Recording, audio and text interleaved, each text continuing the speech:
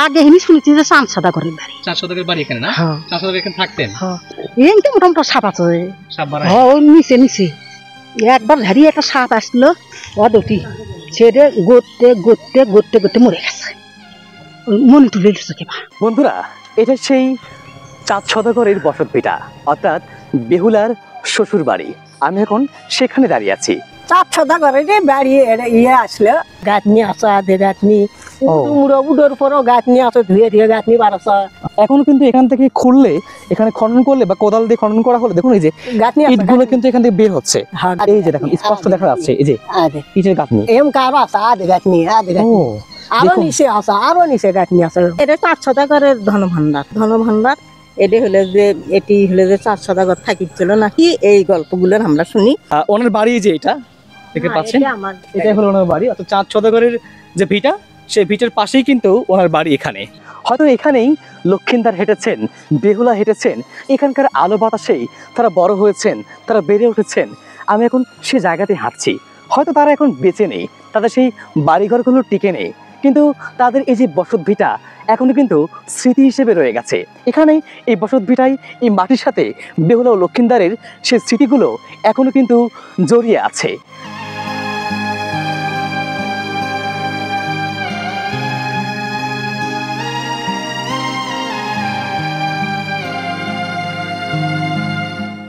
আসসালামু আলাইকুম বন্ধুরা, ইতিহাস ঐতিহ্যের শহর বগুড়া থেকে সবাইকে স্বাগত জানাচ্ছি।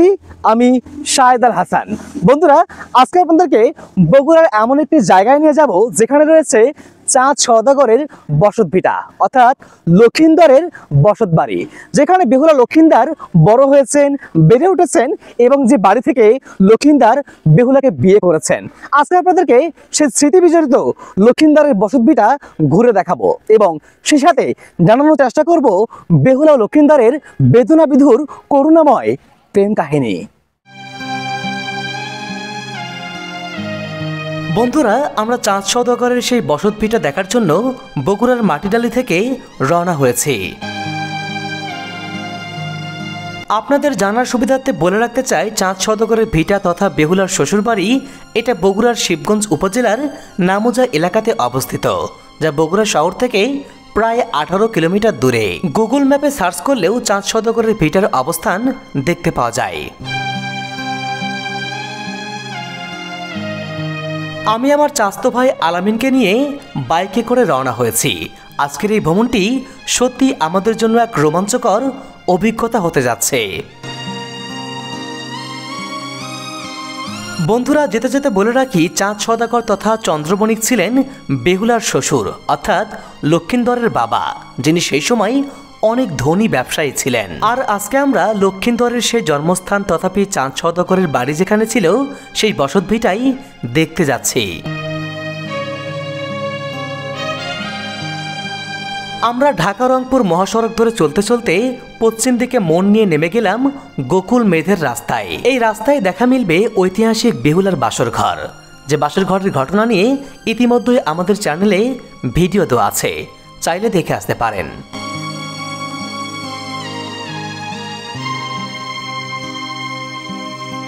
বন্ধুরা, আমরা ছুটে চলছি সেই চাঁদ সদাগরের বসত ভিটা দেখার জন্য।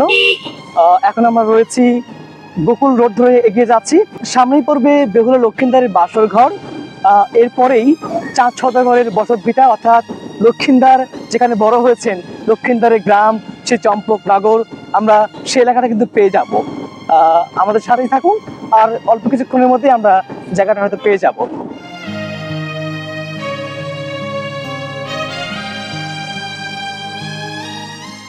বন্ধুরা, আমি এখন দাঁড়িয়ে আছি বেহুলা ও লক্ষিন্দারের সেই কথিত বাসর ঘরের সামনে, অর্থাৎ এই জায়গাটার নাম হচ্ছে গোকুল মেদ। এখানেই বেহুলা ও লক্ষিন্দারের বাসর ঘর অবস্থিত। আমার পিছনে যে পরাকৃতি দেখতে পাচ্ছেন, লোকমুখে প্রচলিত যে এখানে নাকি বেহুলা ও লক্ষিন্দারের এখানে নাকি বাসর হয়েছিল। আমি এখন সেই বেহুলা ও লক্ষিন্দারের বাসর ঘরের সামনে দাঁড়িয়ে আছি।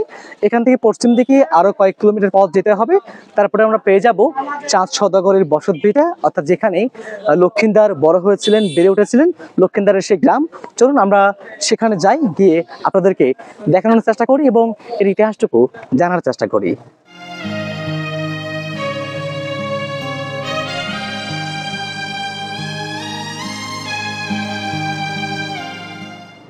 বন্ধুরা আমরা বেহুলার বাসর ঘর থেকে পশ্চিম দিকের পথ ধরে এগিয়ে যাচ্ছি।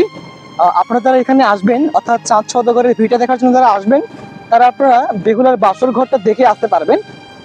গোকুল মেদ থেকে বেহুলার বাসর ঘর দেখে আপনারা চাঁদ সওদাগরের যে ভিটা সেখানে যেতে পারবেন। এই একই রাস্তা দিয়ে পড়বেন, যারা আসবেন অবশ্যই ঘুরে যাবেন, দেখে যাবেন।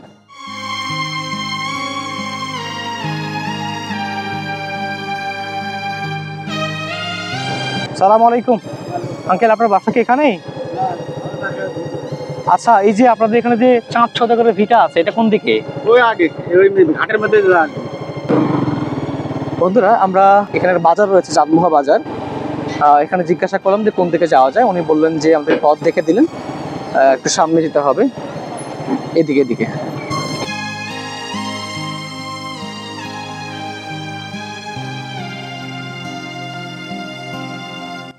চাঁদ সওদাগরের ভিটা কোন দিকে? চাঁদ সওদাগরের ভিটা সামনে না? এই সোজা সোজা একদম? আচ্ছা ঠিক আছে। বন্ধুরা আমরা এখন চাঁদমোহা হাটে আছি। এই চাঁদমোহা হাট থেকে একদম সোজা পশ্চিম দিকে রাস্তা ধরে যেতে হবে। আমরা লোকজনকে জিজ্ঞাসা করলাম, তারা আমাদেরকে পথ দেখিয়ে দিলেন যে এই চাঁদমোহা হাট থেকে একদম পশ্চিম দিকে যে রাস্তা চলে গেছে এই রাস্তা ধরে যেতে হবে।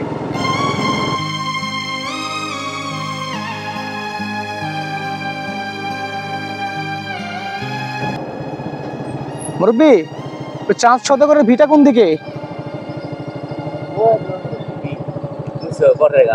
সামনে? আচ্ছা আচ্ছা বন্ধুরা আমরা কিন্তু চলে আসছি সেই চাঁদ সওদাগরের ভিটার একেবারে কাছাকাছি। একটু সামনে দেখতে পাচ্ছেন উঁচু জায়গা, ওখানেই সম্ভবত। আমরা খুব কাছাকাছি চলে আসছি। সালাম আলাইকুম, ভালো আছেন? এই যে আপনাদের এখানে যে চাঁদ সওদাগরের ভিটা শুনছিলাম আমরা, এটা কোনটা? ওইটা? এখানে জায়গা কয়টা? এই একটাই কি নাকি আরো আছে? আচ্ছা, এইটা মূলত কোন জায়গা? এটা কি চাঁদ সওদাগরের ভিটা? বন্ধুরা এই যে দেখতে পাচ্ছেন আমার পিছনে, আপনারা দেখতে পাচ্ছেন কিনা জানি না, একটা ডিবি রয়েছে। লোকজন বলছেন, এলাকার স্থানীয়রা বলছেন যে এটা এই চাঁদ সওদাগরের ভিটা নামে পরিচিত। চলুন আমরা যাই, গিয়ে দেখি আসলে সেখানে কি আছে এবং বর্তমান সে জায়গাটির কি অবস্থা, গিয়ে আমরা পর্যবেক্ষণ করার চেষ্টা করি এবং ইতিহাসগুলো জানার চেষ্টা করি। চলুন।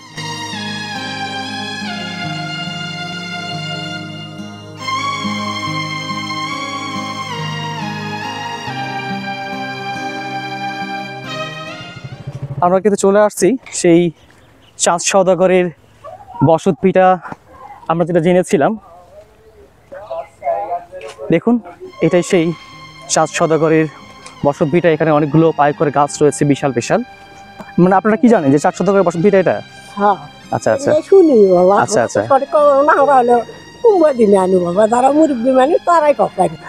বন্ধুরা, যে এখানকার স্থানীয় লোকদের সাথে কথা বলছিলাম, তারাও বলছেন যে এটাও চাঁদ সওদাগরের বসত ভিটা, অর্থাৎ এটা হচ্ছে চাঁদ সওদাগরের কাচারি বাড়ি ছিল। আর যেটা মূল বসত ভিটা সেটা এখান থেকে আরেকটু সামনে যেতে হবে, অর্থাৎ মূল বসত ভিটায় যাওয়ার যে পথ তার আগেই এই কাচারি বাড়িটা পড়বে। এখানে মূলত ছিল চাঁদ সওদাগরের কাচারি বাড়ি ছিল, আর যেটা বসত বাড়ি যেখানে তিনি থাকতেন সেটা আরেকটু সামনে। আমরা ওনার কাছ থেকে এটাই জানলাম এবং এলাকাবাসী এটাই বলছেন আমাদেরকে। তো এখানে আসলে তেমন কিছু নাই। দেখুন এখানে এখানে যে বট গাছ রয়েছে, বেশ কয়েকটা পাকুড় গাছ রয়েছে, প্রাচীন পাকুড় গাছ। এবং এখানে আমরা একটু জানার চেষ্টা করছি যে এখানে যে আসলে যে আমরা শুনি যে চাঁদ সওদাগরের বসত ভিটা এখানে, সেরকম স্মৃতিচিহ্ন কিছু পাওয়া যায় কিনা একটু আমরা দেখার চেষ্টা করছি। যে এটা যে একটু প্রাচীন স্থাপনা ছিল এখানে, সেটা আমরা এখানকার জায়গাগুলো ঘুরে ঘুরে দেখতে পাচ্ছি। দেখুন পুরনো আমলের ধ্বংসাবশেষ যে ইটগুলা এখানে দেখতে পাওয়া যাচ্ছে, এরকম অনেক ইট রয়েছে। অনেকে এগুলো খনন করে করে নিয়ে গেছেন এবং সেই পুরনো আমলের ধ্বংসস্তূপ বা ধ্বংসপ্রাপ্ত ইটগুলো কিন্তু এখন এখানে রয়েছে। এই পুরো জায়গাটা কিন্তু অনেকটা উঁচু। স্বাভাবিক যে আপনাদের একটু যদি দেখাই, সমতলের থেকে জায়গাগুলো কিন্তু অনেক উঁচুতে রয়েছে। দেখুন এই যে দেখুন মাটি থেকে কতটা উঁচুতে, দেখুন নিচে আবাদি জমি, ধানি জমি থেকে এই জায়গাটা কিন্তু অনেক উঁচুতে অবস্থিত। এই যে পুরো জায়গাটা দেখতে পাচ্ছেন, এই পুরো জায়গা জুড়ে এটা কাছারি বাড়ি ছিল। আচ্ছা আপনি কি জানেন এই জায়গার ব্যাপারে? একটু আমাকে একটু দেখান, যেটা যেটা জানেন আর কি দেখাতে চাইলেন। আমরা জানি যে মাটি খুললেও তো ভিড় বাড়ায়। আচ্ছা আচ্ছা, আমার শ্বশুররা করছিল যে এলে হিন্দুস্থান জায়গা চাঁদ সওদাগরের বাড়ি ইয়ে আসলে মনে করো যে তাই আমরা শুনি। মানে এটা তাহলে চাঁদ সওদাগরের বাড়ি না? হ্যাঁ, হিন্দুস্থান এলে আসলে আচ্ছা আচ্ছা। আমরা আর এই যে ইটাগুলো করে করে নিয়ে গেছে দেখতে পাচ্ছি আমরা, হ্যাঁ এগুলো কি কে নিয়ে গেছে? মানুষে লেগেছে বা আধে আধে গাঁথনি আছে, আধে গাঁথনি ও। মুড়ো উডোর পরও গাঁথনি আছে, ধুয়ে ধুয়ে গাঁথনি বাড়াছে। আচ্ছা আচ্ছা। বন্ধুরা দেখুন, এই যে এখানে আমরা কিন্তু দেখতে পাচ্ছি যে দেখেন এই যে ইটগুলো এখনো কিন্তু এখান থেকে খুললে, এখানে খনন করলে বা কোদাল দিয়ে খনন করা হলে দেখুন এই যে গাঁথনি ইটগুলো কিন্তু এখান থেকে বের হচ্ছে। আধে গাঁথনি, এই যে দেখুন স্পষ্ট দেখা যাচ্ছে এই যে আধে ইটের গাঁথনি। এম কারো আছে, আধে গাঁথনি, আধে ও, গাঁথনি আরো দেখুন। নিচে আছে, আরো নিচে গাঁথনি আছে, মানে যত খোঁড়া হয় তত নিচ থেকে ইট বাড়ে না? হ্যাঁ। ও বন্ধুরা দেখুন, তার মানে এখানে যে প্রাচীন স্থাপনা ছিল এটা কিন্তু একদম কনফার্ম। আমরা যেটা জেনে এসেছি যে 4 সওদাগরের বসতভিটা ছিল বা কাছারি বাড়ি ছিল এখানে, এটা কিন্তু স্পষ্ট আমরা দেখতে পাচ্ছি। বন্ধুরা, আমরা শুরুতে ভেবেছিলাম এটি হয়তো 4 সওদাগরের আসল ভিটা, কিন্তু পরে স্থানীয়দের কাছে জানতে পেলাম এটি ছিল তার কাচারি বাড়ি। আর আসল বাড়িটি এখান থেকে প্রায় 1 কিলোমিটার দূরে। এ পথে যাবার সময় এমন বেশ কয়েকটি উঁচু ঢিবি চোখে পড়ল, যেগুলো সব প্রত্নতত্ত্ব অধিদপ্তরের তালিকাভুক্ত।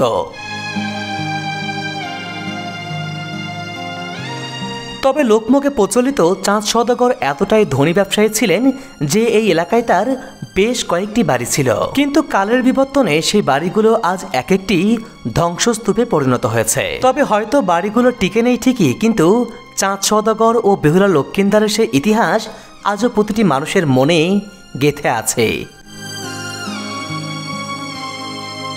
আর সেই ইতিহাসের সন্ধান করতে করতে আমরা অবশেষে পেয়ে গেলাম 4 সওদাগরের সেই আসল বসতভিটা।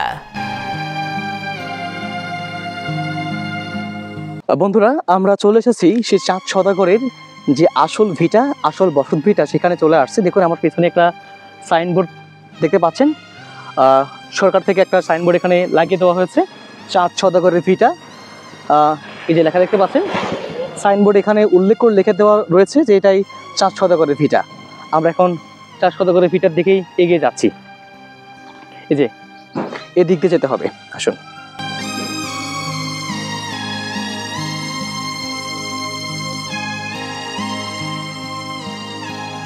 চারিদিকে বাঁশঝাড় এবং এখানে আমরা একটা বাড়িও দেখতে পাচ্ছি। এই বাঁশঝাড়ের মধ্য দিয়ে কিন্তু চলে গেছে সেই 4 সওদাগরের বসতভিটা। আমরা চলে আসছি সেই উঁচু ঢিবিটির একেবারে কাছাকাছি চলে আসছি।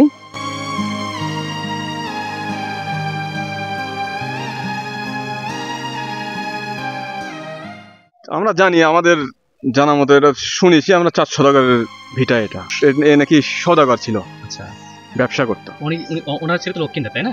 বালা লক্ষ্মীন্দর। বালা লক্ষ্মীন্দর। তার মানে আমরা যেটা শুনেছিলাম যে 4 সওদাগরের বাড়ি এটা, তার মানে এটা ঘটনা সত্য, এটা না? হ্যাঁ সত্য। ওই যে আপনার সরকার থেকে লিখেও দিয়েছে, এলজিডির রাস্তা 4 সওদাগরের ভিটা।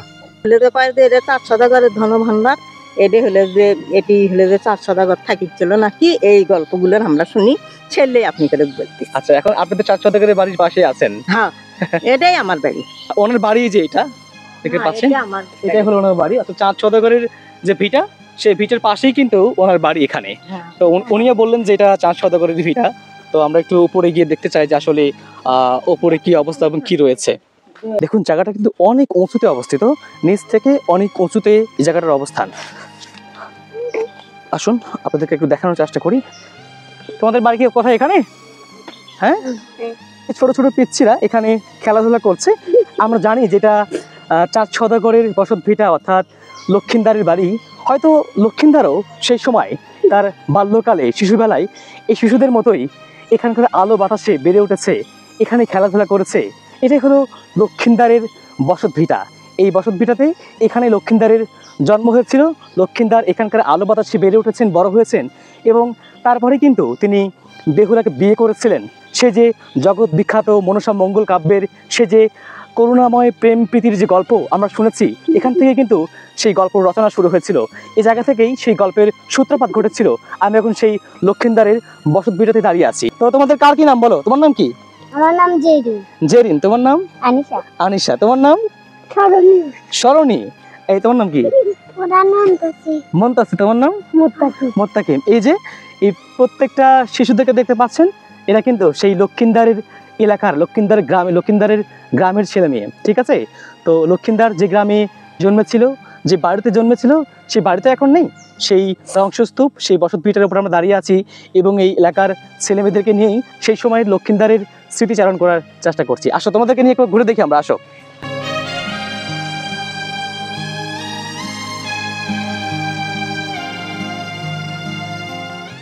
বন্ধুরা, আমি এখন চলে এসেছি সেই 4 সওদাগরের বসতভিটাই। আমি এখন সেখানে অবস্থান করছি। এই জায়গাটির বর্তমান কী অবস্থা, এখানে কি কি রয়েছে সবকিছু আপনাদেরকে ঘুরে ঘুরে দেখাবো। তবে চলুন তার আগে একটু পিছনের গল্পে যাওয়া যাক, একটু সেই ইতিহাসগুলো আমরা জেনে আসি। 4 সওদাগর কে ছিলেন, বীর লক্ষিন্দারের সেই করুণ ইতিহাস ঠিক ছিল, সবকিছু এই ইতিহাসগুলো একটু জেনে আসি, চলুন।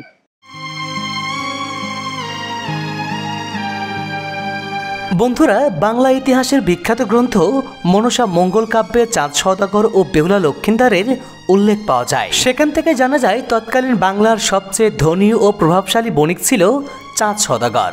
তিনি শুধু ব্যবসায়ী ছিলেন না, ছিলেন মহাদেবের একনিষ্ঠ ভক্ত।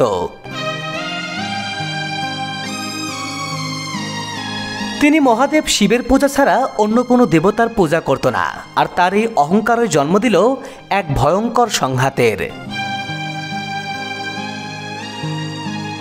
সর্পদেবী মনসা চেয়েছিলেন বাংলায় নিজের পূজা প্রতিষ্ঠা করতে, কিন্তু 4 সওদাগর স্পষ্ট জানিয়ে দিলেন তিনি মনসার পূজা করবেন না। অনেক চেষ্টার পরেও যখন মনসা 4 সওদাগরের পূজা পেতে ব্যর্থ হয়, তখন মনসা রাগে ক্ষুব্ধ হয়ে একে একে 4 সওদাগরের 6 পুত্রকে দংশন করে মেরে ফেলে।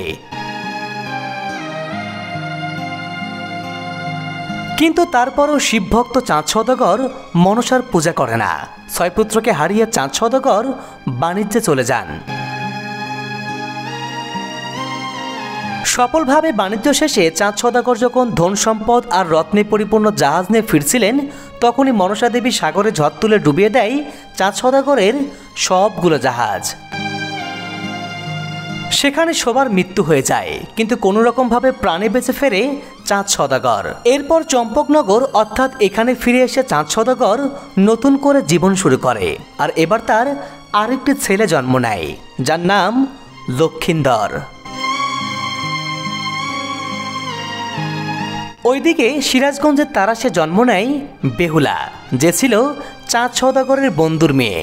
একই সাথে বেড়ে ওঠে বেহুলা ও লক্ষিন্দর। এরপর প্রাপ্তবয়স্ক হলে বেহুলা ও লক্ষিন্দরের বিয়ের কথা হয়, কিন্তু গণকেরা কুষ্টিগুণে বলেন বাসর রাতে সাপের দংশনে লক্ষিন্দরের মৃত্যু হবে।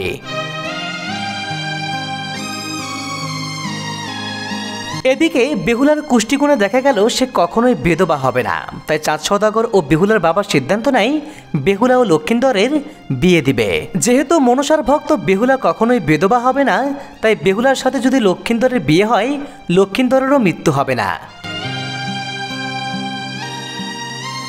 তারপরেও বাসর রাতে ছেলে লক্ষিন্দরকে সর্পদংশনের হাত থেকে বাঁচাতে বাবা 4 সওদাগর তৈরি করেন একটি লোহার বাসর ঘর, যেখানে কোনোভাবেই সাপ প্রবেশ করতে পারবে না, কিন্তু সেখানেও একটু খুঁত থেকে যায়। লৌহ বাসর ঘর যিনি নির্মাণ করেছিলেন সেই কারিগর বিশ্বকর্মা বাসর ঘরে একটি ছিদ্র রেখে দেয়। সেই ছিদ্র দিয়ে মনসা সুতার আকার ধারণ করে পৌঁছে যায় লক্ষিন্দরের বাসর ঘরে এবং দংশন করে লক্ষিন্দরকে।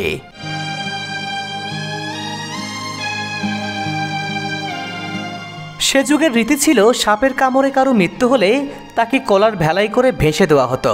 বেহুলা তাই লক্ষিন্দরকে সাথে নিয়ে নদীতে ভেসে পড়ল।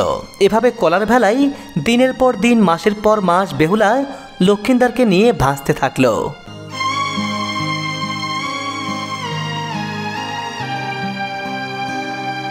এরপর নানা ঘটনা পরিক্রমার মধ্য দিয়ে বেহুলা বাঁচিয়ে তুলল লক্ষিন্দরকে। আর এই 4 সওদাগর ছিলেন সেই লক্ষিন্দরের বাবা ও বেহুলার শ্বশুর, এবং এটি ছিল বেহুলার শ্বশুর বাড়ি। বন্ধুরা, এটা সেই 4 সওদাগরের বসতভিটা, অর্থাৎ বেহুলার শ্বশুর বাড়ি। আমি এখন সেখানে দাঁড়িয়ে আছি। হয়তো এখানেই লক্ষিন্দর হেঁটেছেন, বেহুলা হেঁটেছেন, এখানকার আলো বাতাসেই তারা বড় হয়েছেন, তারা বেড়ে উঠেছেন। আমি এখন সে জায়গাতে হাঁটছি। হয়তো তারা এখন বেঁচে নেই, তাদের সেই বাড়িঘরগুলো টিকে নেই, কিন্তু তাদের এই যে বসতভিটা এখনো কিন্তু স্মৃতি হিসেবে রয়ে গেছে। এখানে এই বসতভিটাই এই মাটির সাথে বেহুলা ও লক্ষিন্দরের সেই স্মৃতিগুলো এখনো কিন্তু জড়িয়ে আছে। এখানে এখনো এই যে দেখুন, এখানেও কিন্তু এই যে পোড়া মাটির ইটগুলো আমরা দেখতে পাচ্ছি, এখানেও সে প্রাচীন আমলের ইটগুলো রয়ে গেছে। এই ইটগুলোর সাথে জড়িয়ে আছে লক্ষিন্দারের, বেহুলার সেই জীবনের ইতিহাসগুলো। এই যে ইতিহাসগুলো আমরা কিন্তু এখানে এসে জানার চেষ্টা করছি, দেখার চেষ্টা করছি। এখানে যদি তেমন কিছু নেই, কিন্তু এখানে যে চাঁদ সওদাগরের বাড়ি ছিল সেটা কিন্তু স্পষ্ট বোঝা যাচ্ছে। দেখুন পুরো জায়গাটা যদি কত উঁচু, মাটি থেকে, সমতল থেকে কিন্তু এই জায়গাটা অনেক উঁচুতে অবস্থিত। এবং সেই সময় যে এখানে একটি বসত বাড়ি ছিল, স্থাপনা ছিল, এটা কিন্তু এই জায়গার স্ট্রাকচার দেখে, এই জায়গার অবস্থান থেকে খুব সহজেই অনুমান করা যায়। কি সুন্দর জায়গা দেখুন, চতুর্দিকে গাছপালায় এখন ভরে গেছে। শত শত বছর আগে এখানেই লক্ষিন্দার জন্মগ্রহণ করেছিলেন। এটাই ছিল চাঁদ সওদাগরের সে বাড়ি। আর এই বাড়িকে ঘিরেই রয়েছে কত কল্পকথা, কত ইতিহাস, যে ইতিহাস আজও প্রতিটি মানুষের মনে, প্রতিটি মানুষের হৃদয়ে গেঁথে আছে। বেহুলা ও লক্ষিন্দারের সেই উপাখ্যান, সেই কিংবদন্তি, সেই প্রেমময়, সেই ভালোবাসা, সেই বিখ্যাত ভালোবাসার গল্প আজও প্রতিটি মানুষের মুখে মুখে ফেরে। যে রূপকথার গল্পগুলো, যে কি এক ভালোবাসা, কি এক অসাধারণ ভালোবাসার গল্প তৈরি করেছিল বেহুলা এবং লক্ষিন্দার।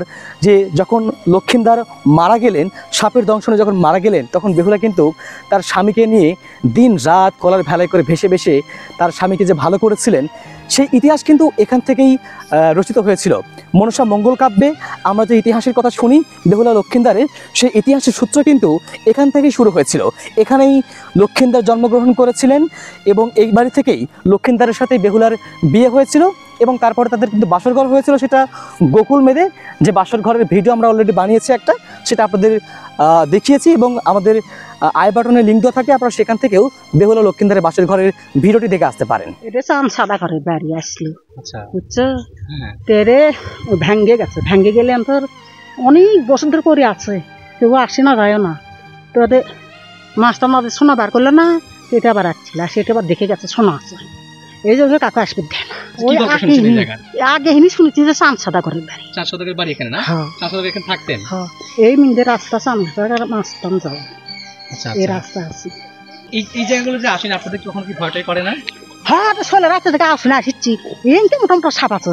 সাপ বাড়ায়? হ্যাঁ, ওই নিচে নিচে। তাই? হ্যাঁ। সাপ দেখেছেন আপনার কখনো? হ্যাঁ, একবার ঝাড়িয়ে একটা সাপ আসলো, ও দুটি ছেড়ে গড়তে গড়তে গড়তে গড়তে মরে গেছে। মনে তুলে দিচ্ছে কিবা। বন্ধুরা, বেহুলা ও লক্ষিন্দারের এই ইতিহাস নিয়ে নানা প্রশ্ন আর যুক্তিতর্ক থাকলেও এটি কেবল একটি ইতিহাস নয়, বরং এটি বাংলা সাহিত্য লোকবিশ্বাসের এক অমর প্রেম কাহিনী, যা আজও গেঁথে আছে প্রতিটি মানুষের হৃদয়ে। চাঁদ সওদাগরের এই ভিটা শুধু প্রাচীন ইট পাথরের স্তূপ নয়, এটি এক জীবন্ত ইতিহাসকে বুকে ধারণ করে আছে।